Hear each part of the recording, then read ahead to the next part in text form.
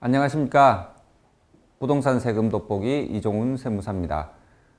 오늘은 조합원 입주권을 갖고 있을 때 이 조합원 입주권이 비과세되는 경우, 또는 조합원 입주권과 주택을 함께 갖고 있을 때 주택이 비과세되는 경우, 어떤 경우에 가능한지 또 어떤 경우에는 안 되는지 살펴보겠습니다.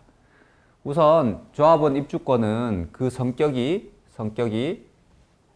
부동산을 취득할 수 있는 권리입니다. 어디까지나 권리이지 부동산 자체가 아닙니다. 주택이 아니라는 점 항상 신경을 써야 되고요. 그래서 원칙적으로는 이 부동산 취득할 수 있는 권리는 주택이 아니니까 1세대 1주택 비과세, 1주택을 비과세하는 거죠. 그래서 주택 비과세 대상은 아닙니다. 그래서 입주권은 비과세가 안 된다, 이렇게 기억해 두시는 게 좋겠습니다.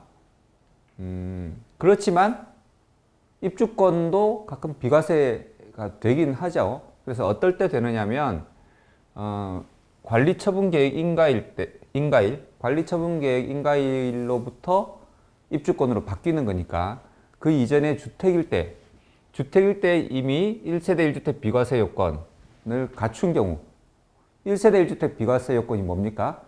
2년을 보유하거나 조정대상 지역에서 취득한 주택이라면 2년 이상 거주까지 한 그런 경우에는 비과세 요건을 갖춘 거죠. 관리처분계획 인가일 현재 그런 2년 보유, 2년 거주 요건을 이미 갖춘 그런 상태에서 입주권이 됐는데, 입주권을 팔았다. 이미 비과세 요건을 주택일 때 갖춘 상황에서 입주권으로 바뀐 그 입주권은 주택 때 팔았으면 비과세 될 놈이었기 때문에 입주권이 됐을 때도 비과세 해줘야 되는 것이 아니냐 해서 비과세를 해주는 건데, 입주권 팔 때 주택이 다른 주택이 없어야 됩니다. 다른 주택이 있으면 2주택자와 같은 효과가 나기 때문에 당연히 없어야 되겠죠. 없어야 입주권을 비과세 해준다. 그렇지만 다른 주택이 딱 하나 있는데 마치 일시적 2주택처럼 일시적으로 주택을 조금 더 빨리, 입주권을 팔기 전에 조금 더 빨리 취득해서 일시적으로 입주권 1주택이 된 상황이라면, 이 1주택을 취득한 날로부터 3년 이내 입주권을 양도를 하면 비과세를 해준다. 무엇을요? 입주권을 비과세 해준다. 입주권 비과세는 이 규정이 유일합니다. 유일. 그래서 다른 어떤 경우에도 입주권은 비과세가 안 된다. 이 경우 외에는 그렇게 기억하셔야 되고요. 지금 관리처분계획 인가일 현재 1세대 1주택 비과세 요건. 그러면 관리처분 인가일 현재 1주택이어야 되느냐 하는 문제가 의문이 들죠. 그래서 인가일 현재 만약에 2주택이라면 그 주택이 입주권으로 바뀌었을 때 비과세를 못 받느냐. 근데 법문에는 1세대 1주택 비과세 요건을 갖추라고 했지 1주택이어야 한다는 요건은 없습니다. 그래서 다른 주택이 관리처분 인가일 현재 2주택이었지만 다른 주택이 이미 매도가 되고 없는 상황이다 라고 하면, 양도 시점에 다른 주택이 없다면 비과세가 가능하다, 그런 예규가 나와 있고요. 그 다음에 관리처분 인가일 현재 1세대 1주택 비과세 요건, 즉 2년 보유, 2년 거주를 다 채웠을 것인데, 사실 관리처분 계획 인가가 떨어진다고 해서 그 집이 즉시 멸실되고 주택이 없어지는 것이 아니라 상당 기간 주택으로서의 기능을 하면서 그 안에 주인이 살든 세입자가 살든 주거 기능을 다 하고 있죠.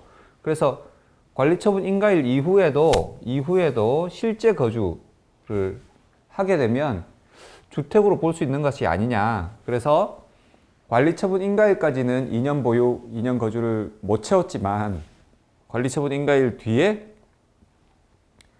주택의 기능을 다 하고 있는 동안에 나머지 기간을 다 채워서 철거일 전 또는 철거하기 전에 퇴거하는 날까지 즉 퇴거하는 날까지가 되겠죠. 퇴거하고 철거할 테니까 퇴거하는 날까지 기간으로 2년 요건을 다 채우면 비과세 요건을 갖춘 것으로 보겠다라고 하는 해석 사례가 있습니다. 또한 입주권 말고 또 한 주택이 있을 때 이 주택을 취득한 날부터 3년 이내에 입주권을 양도해라고 했는데 3년 내에 양도를 못하는 경우에도 입주권 양도가 비과세 될 수 있는 예외 조항이 있습니다.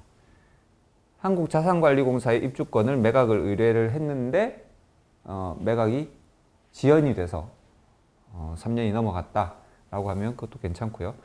법원에 경매, 공매가 들어갔는데 공매가 유찰되고 경매가 유찰되고 시간이 가다 보니 3년이 지나버렸. 그러면 그런 것들은 봐주겠다. 그 다음에 입주권이 돼서 조합 아파트를 취득하는 경우도 있겠지만 현금 청산을 하는 경우도 있거든요. 현금 청산.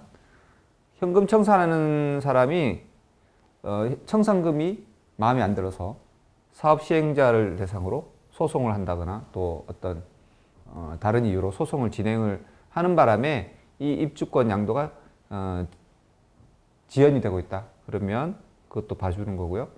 반대로 사업 시행자가 토지 등을 갖고 있는 사람을 통해서 빨리 명도를 해라, 넘겨라 라고 하는 소송을 진행 중이다 보니 3년이 넘어갔다. 이런 것들도 3년 이내 입주권 양도에 대한 예외적으로 비과세를 3년을 넘었다 하더라도 비과세를 허용해 주는 겁니다. 그렇지만 입주권 양도가 원칙은 비과세가 안 된다라는 점을 분명히 기억하셔야 되는 것이요. 일시적 2주택은 비과세를 해주지만 일시적 2입주권은 비과세가 안 됩니다. 입주권이 2장이 있는 상황에서는 비과세가 안 됩니다. 그래서 주택이 입주권으로 바뀌었어요. 그러고 난 다음에 다시 다른 입주권을 추가 취득했다거나 또는 입주권으로 주택이 전환되기 전에 입주권을 하나 더 취득한 다음에 입주권으로 또 전환되는. 어쨌든 입주권이 2장이 되면 1세대 1주택 비과세 요건을 갖췄다 하더라도 비과세가 안 됩니다. 마찬가지 이유로 혼인 전에 각각 1입주권을 소유하고 있는 부부가 혼인 합가를 하면서 혼인을 하면서 부부가 되면서 2입주권이 됐다 라고 하면 혼인 합가 특례처럼 5년 이내에 뭐 하나를 양도를 하면 비과세 준다. 그런 것이 없는 것입니다. 앞에 말씀드린 그 유일한 비과세 외에는 비과세가 안 됩니다. 그리고 다른 주택을 취득한 지 3년이 지나면 지나서 입주권을 양도하면 비과세가 안 되죠. 근데 마치 이제 상속주택이 있으면 상속주택은 주택수에서 빼준다. 그 다음에 문화재 주택 이런 것도 주택수에서 빼준다. 인용 귀농주택 주택수에서 빼준다. 장기임대주택 그런 것도 주택수에서 빼준다 라고 하는 주택의 비과세를 생각하시고 상속을 받고 3년이 지나서 입주권을 매도를 하게 되면 비과세가 안 되는 것입니다. 이 입주권. 아시겠죠? 그래서 입주권의 그 비과세는 굉장히 주의하셔야 된다. 근데 해외 출국할 때 입주권으로 보유하고 있다가 출국한 상태에서 매도를 했다. 그러면 비과세가 안 됩니다. 해외 출국 때 보유기간 특례 있죠. 그것 때문에 주택은 출국 이후에 2년 이내에 매도를 할 때 보유기간과 상관없이 비과세 주는 조항이 있지만 이렇게 출국 때 입주권으로 갖고 있다가 출국해버리면 비과세가 안 된다. 근데 출국 때는 주택이었는데 나가서 좀 있다가 입주권으로 된 경우 그럴 때는 주택을 보유하고 있었던 걸로 봐서 비과세 가능하다. 이번에는 입주권과 주택을 같이 보유하고 있을 때 주택을 비과세 받는 경우입니다. 일시적 2주택과 마찬가지로 일시적 1주택 1입주권 특례가 있습니다. 일시적 2주택과 요건은 똑같습니다. 1주택을 취득한 날부터 1년이 지난 후 조합원 입주권을 취득한 경우입니다. 그런데 조합원 입주권을 취득 후 3년 이내에 종전주택을 양도를 하면 비과세가 되죠. 이 3년은 원래 종전주택과 조합원 입주권이 둘 다 조정 대상 지역에 있다 하더라도 변함없이 3년입니다. 지금 주택과 같은 경우는 조정 대상 지역에 있는 종전주택, 신규 주택이 조정 대상 지역에 있다. 그러면 1년 이내에 매도를 하는 것이 원칙이죠. 그렇지만 1주택 1입주권 특례에서는 3년이다. 그 다음에 1년 이상이 지난 후에 입주권을 취득을 해야만 이런 일시적 1주택 1입주권 특례를 적용하는데요. 주택과 마찬가지로 건설 임대주택이 분양 전환한 경우랑 종전주택이 협의 매수 수용되는 경우, 그 다음에 취약 등 부득이한 사유로 입주권을 취득할 수밖에 없을 때는 1년이 지난 후 입주권을 취득한다는 규정을 적용하지 않습니다. 그 다음에 3년 이내 또 양도를 해야 된다라고 하는 규정이 있죠. 이 부분에도 예외가 있는데 앞에 입주권 비과세와 마찬가지로 한국자산관리공사에 매각을 의뢰했다든가 법원의 경매 또는 공매가 진행된 경우, 그런 경우에는 3년 이내에 양도를 못했다 하더라도 비과세는 받을 수 있습니다.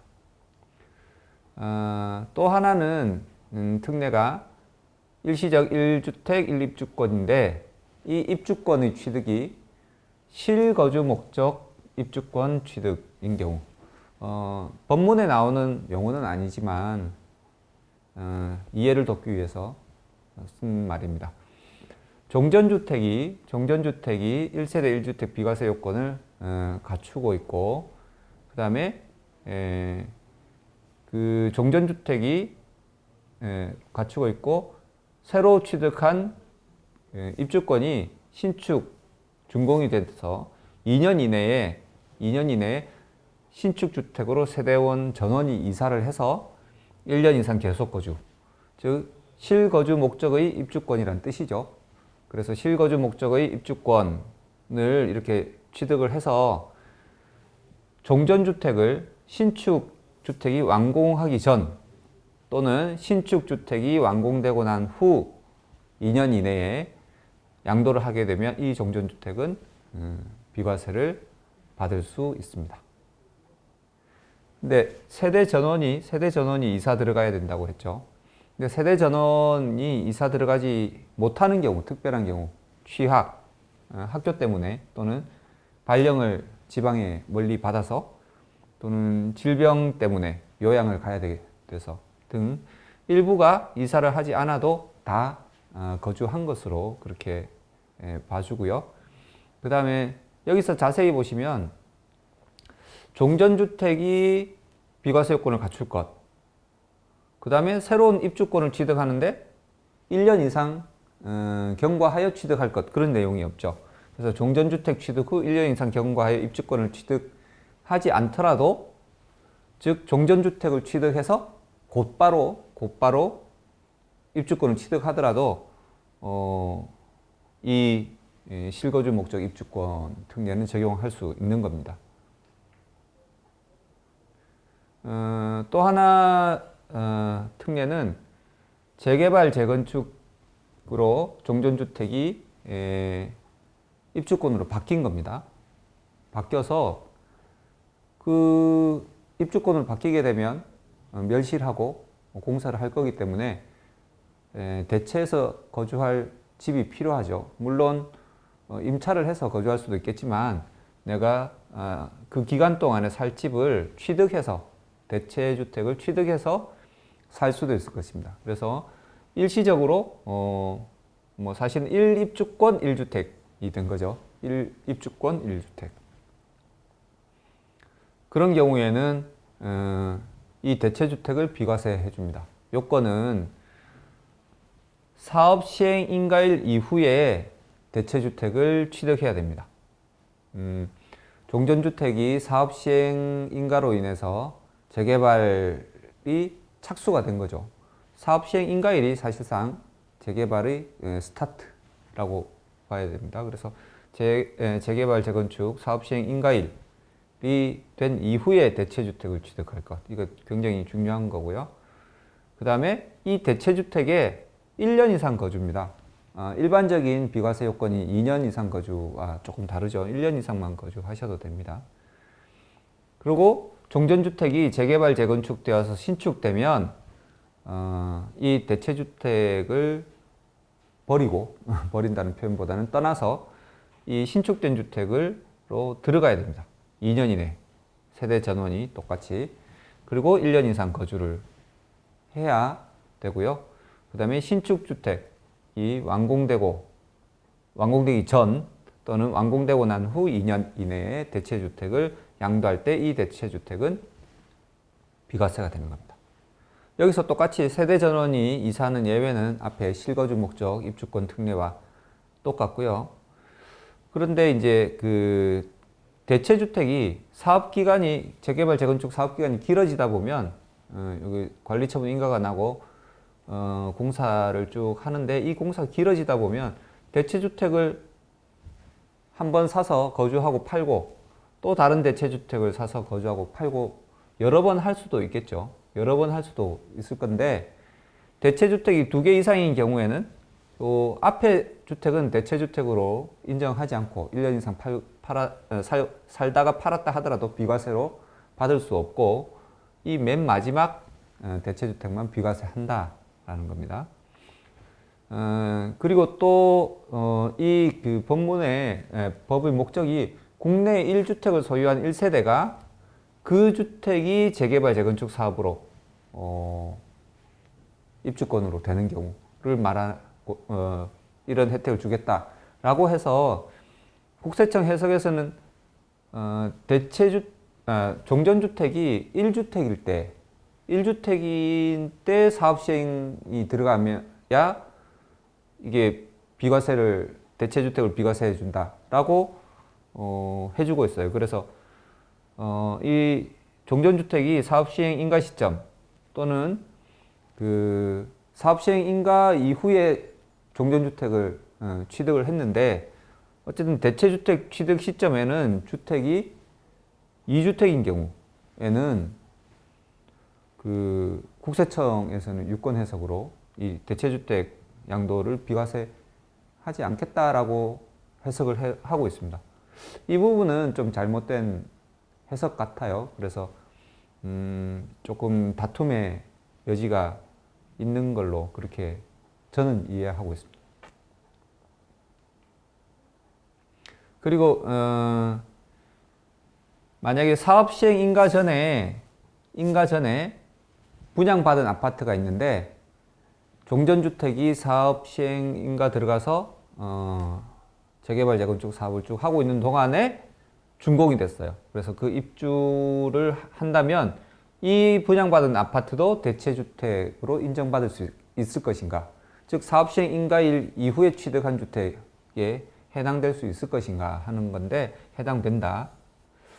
그 다음에 이번에는 사업시행 인가일 이후에, 이번엔 분양이 아니라 입주권을 사서, 완공이 다 돼가는 입주권을 사서 준공이 돼서 그 주택에 들어가서 1년 이상 거주를 하면 이 또한 대체주택으로 인정하겠다.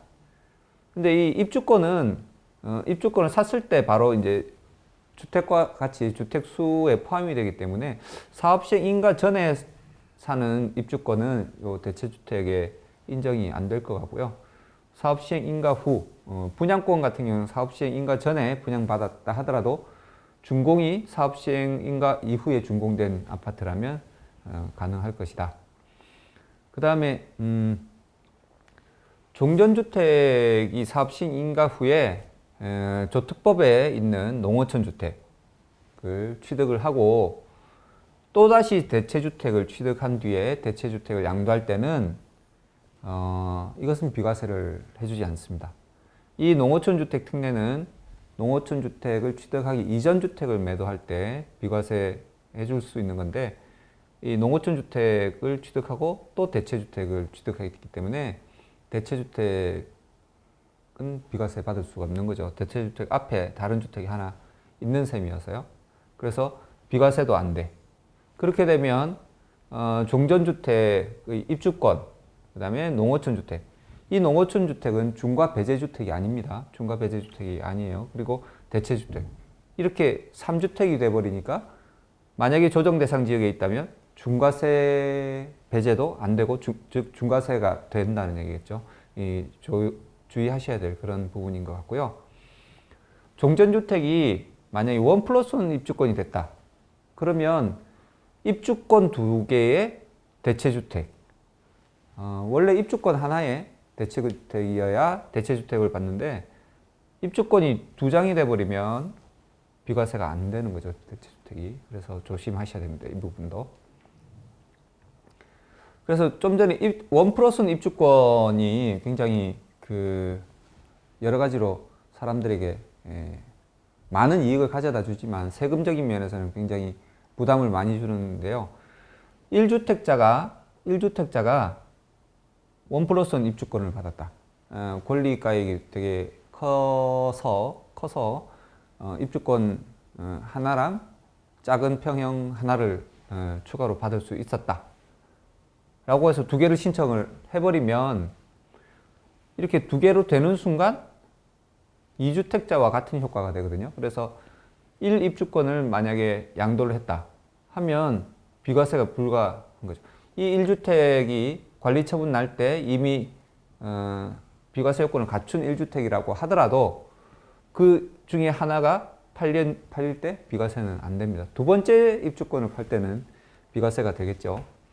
그리고 1주택자가 입주권을 2장을 받아서 이제는 입주권 때 안 팔고 준공 다 된 이후에 그 중에 하나를 팔았다 라고 하죠. 보통 작은 평형은 한 3년간 매도 불가로 알고 있는데요. 3년이 지나서 만약에 팔았다 라고 하더라도 2주택자의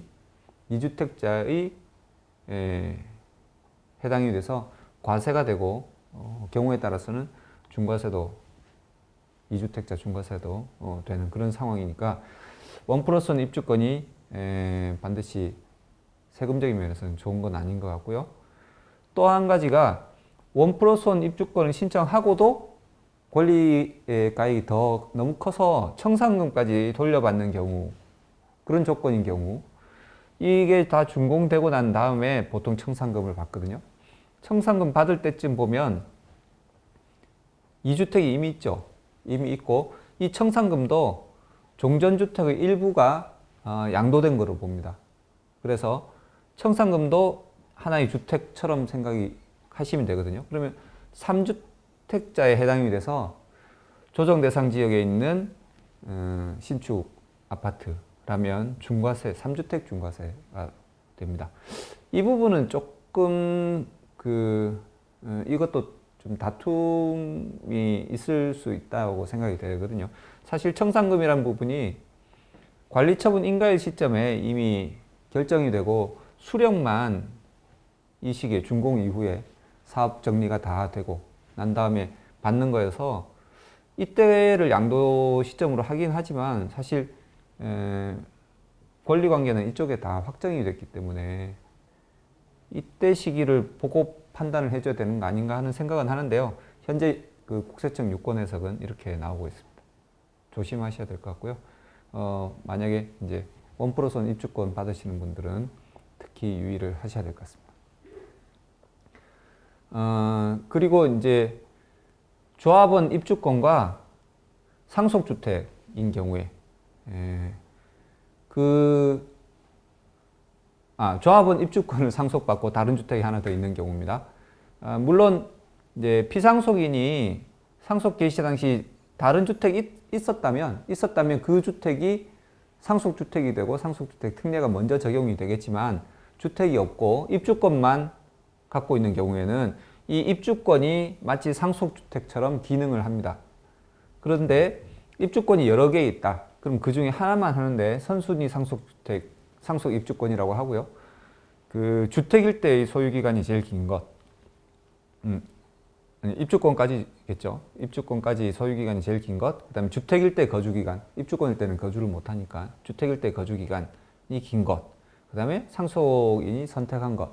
이렇게 해서 한 개만 특례에 해당되고요. 그 다음에 입주권을 공동으로 상속받았다.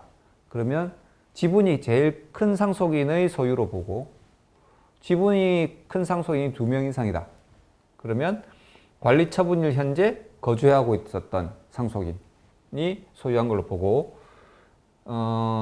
거주를 아무도 안 했거나 2명 이상이 거주를 했다라고 하면 최연장자가 소유한 걸로 봐서 입주권 특례를 적용을 하고요. 그래서 상속 입주권이 있고 상속 개시 당시 상속인이 이미 보유하고 있던 주택을 여기 한 개일 때 요걸 일반 주택이라고 하면 이 일반 주택을 양도할 때 상속 입주권은 없는 걸로 봐서 비과세 할 수 있도록 그렇게 하고 있고요. 상속주택 특례와 마찬가지로 동일 세대 상속인은 이 위의 특례를 인정하지 않고요. 동일 세대 상속인이라 하더라도 동거봉양을 위해서 합가한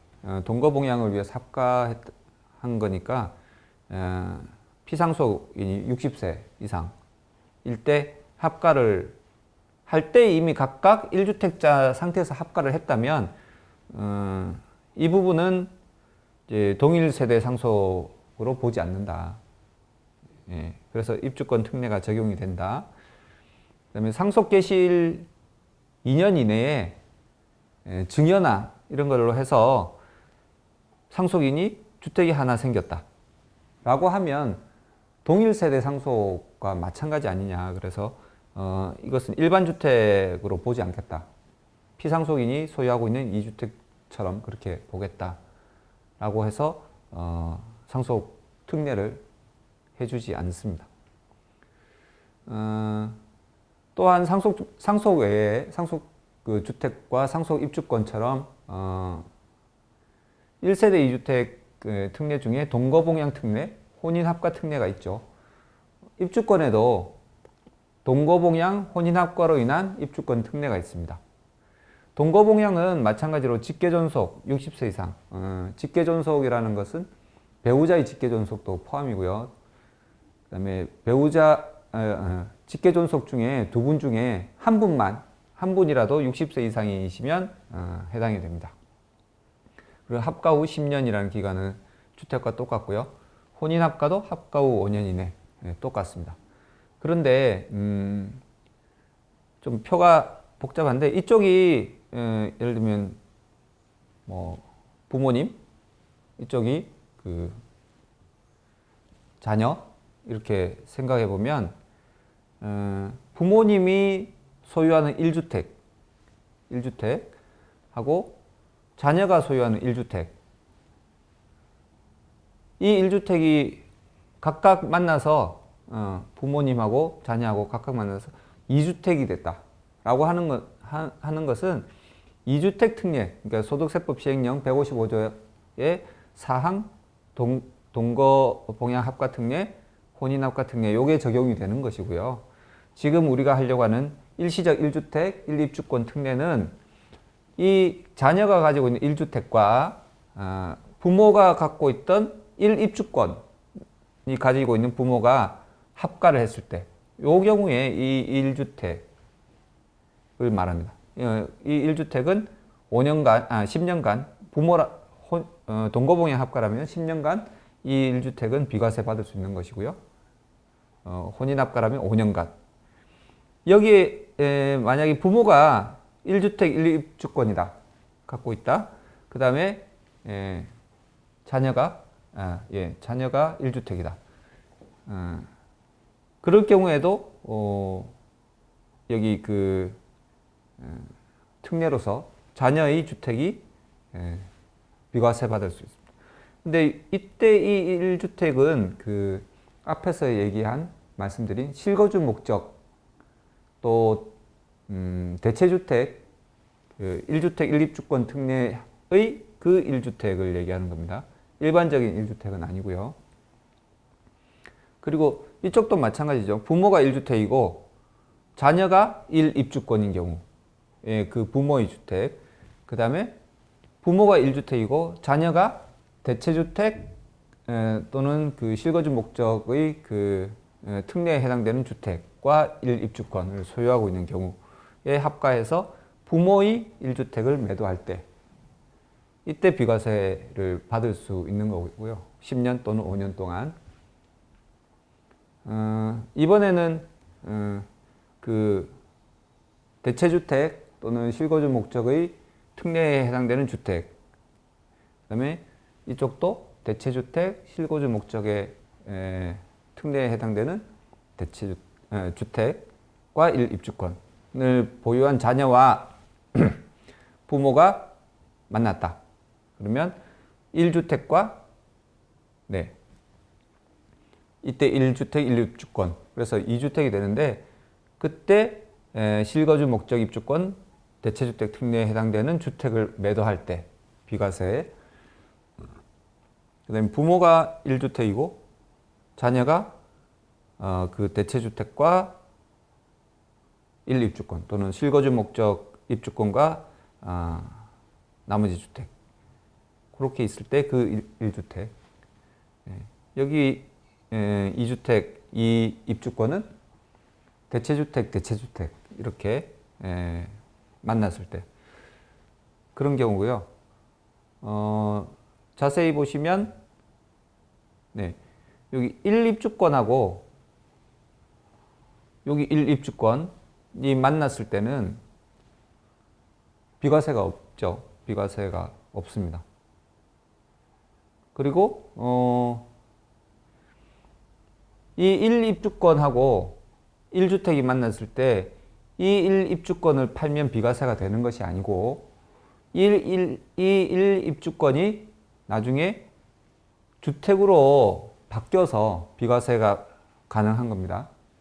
비과세가 가능한 거는 이 1입주권이 주택으로 되어야 비과세가 되는 거예요. 그리고 1주택 1입주권인 부모와 자녀가 만나서 1주택 2입주권이 됐을 때도 그 1입주권이 주택으로 됐을 경우에 비과세가 되는 겁니다. 조금 복잡하고 어렵죠. 그래서 입주권을 가지고 있는 경우에 동거봉양 합가나 혼인 합가를 하는 경우에는 반드시 제가 보여드린 이 표를 보고 자세히 한번 점검을 해 보셔야 됩니다. 그래서 사례를 보면 갑이 1주택을 갖고 있고 을은 1입주권을 보유한 상태에서 혼인을 했고요. 그 다음에 을이 1입주권을 갖고 있던 을이 또 입주권 하나를 추가 취득한 거예요. 그런 상황에서 혼인 후 5년 이내이면서 시입주권을 취득한 후 3년 이내에 A주택을 양도했다. 비과세가 안 되는 거예요. 비과세가 안 됩니다. 이유는 조금 이따 보기로 하고요. 비슷한 걸로 혼인합가의 그 2주택 특례에서는 보면 1주택자가 1주택자와 혼인을 했어요. 위에서는 1주택자가 1입주권자하고 혼인을 했죠. 그러고 나서 입주권을 추가 취득했지만 여기서는 1주택을 추가 취득해요. 그러고 나서 혼인 후 5년 이내, C주택 취득 후 3년 이내 A주택을 양도하면 비과세를 해줍니다. 왜냐하면 아까 을이 추가 취득했죠. 을 입장에서 보면 일시적 2주택이 해당이 되잖아요. 그래서 먼저 취득한 B를 팔 때 비과세를 해주는 거죠. 5년간 마치 각각 1주택자인 것처럼 각각 1세대인 것처럼 판단하면 되거든요. 그래서 3년 이내에 또 여기 1주택이고 여기도 일시적 2주택이지만 1주택이고 값도 1주택이기 때문에 갑의 주택을 먼저 매도해도 비과세가 되는 거예요. 그런데 입주권은 안 돼. 입주권은 왜 안 되냐면 이분들은 1주택 2입주권 상태가 되잖아요. 1주택 2입주권 상태가 되면 어딘가요? 1주택 2입주권. 그죠? 여기 1주택 2입주권. 1주택 2입주권은 그 입주권이 준공돼서 1입주권 가진 사람이 준공이 돼서 주택으로 팔 때 그때 비과세 되는 거거든요. 그런데 보시면 이분은 입주권 취득하고 나서 A주택을 양도했죠. A주택은 비과세가 없죠. 이 1주택은 대체주택 특례, 실거주 목적 특례에 해당될 때만 비과세 되는 거죠. 그래서 1주택 2입주권 상황에서 비과세 받을 길이 없는 거죠. 주택을 양도했을 때. 그래서 입주권을 가지고 있는 경우에 혼인합가는 굉장히 복잡합니다. 그래서 주의해서 보셔야 되고요. 마지막으로 이제 조합원 입주권과 주택을 보유하고 있는데 그 주택이 문화재 주택이다. 문화재 주택이다. 그러면 문화재 주택은 대부분 경우 없는 것으로 간주를 해주는 특례들이 있습니다. 그래서 예를 들면 문화재 주택과 일반 주택, 그 다음에 입주권 이렇게 갖고 있어도 문화재 주택을 없는 것처럼 보고 일반 주택이 비과세 되는지를 판단하면 됩니다. 그래서 일시적 1주택 1입주권 특례에 해당되는지 또는 실거주 목적 입주권 특례에 해당되는지 대체주택 특례에 해당되는지 이런 것들을 확인해 보면 되겠죠. 그래서 문화재 주택은 마치 없는 것처럼 이렇게 판단해도 되고요. 그 특이한 것이 입주권과 주택을 같이 갖고 있을 때 비과세 특례 중에 이농주택이 있거든요. 이농주택. 주택과 주택을 갖고 있을 때 일시적 2주택, 일시적 2주택일 때는 농어촌 주택으로 상속주택, 여기다 쓸게요. 상속주택, 이농주택, 귀농주택 요 세 가지 주택이 있고 세 가지 주택에 대해서 어떤 특례를 주고 있거든요. 그런데 입주권과 주택, 1입주권 1주택 특례에서는 농어촌 상속주택 없고요. 농어촌 귀농주택에 대한 특례가 없습니다. 오로지 이농주택에 대한 특례만 있어요. 그래서 농어촌 상속주택과 귀농주택은 이 특례에 들어가지 않고 오로지 이농주택에 대해서만 특례를 적용해주고 있다. 그래서 이농주택과 예를 들면 일반주택, 입주권 이렇게만 있을 때는 일반주택을 팔 때 이농주택을 없는 걸로 봐서 이 두 개가 뭐 어떤 특례 관계에 있는지 예를 들면 일시적 1주택 1입주권인지 실거주 목적 입주권 특례인지 재개발 재건축 사업 대체주택 특례인지 그런 걸 판단해서 비과세 여부를 판단하는 겁니다. 빠르게 입주권과 관련된 비과세 얘기를 쭉 해봤는데요. 다 하고 봐도 여전히 어렵고 복잡하죠. 그래서 반드시 전문가와 상담을 하시고 의사결정을 해주시기 바라고요. 지금까지 잘 들으셨다면 구독과 좋아요 눌러주시고요. 연락할 경우라면 여기 전화번호로 연락해 주시면 상담해 드리도록 하겠습니다. 지금까지 부동산 세금 돋보기 이종훈 세무사였습니다. 감사합니다.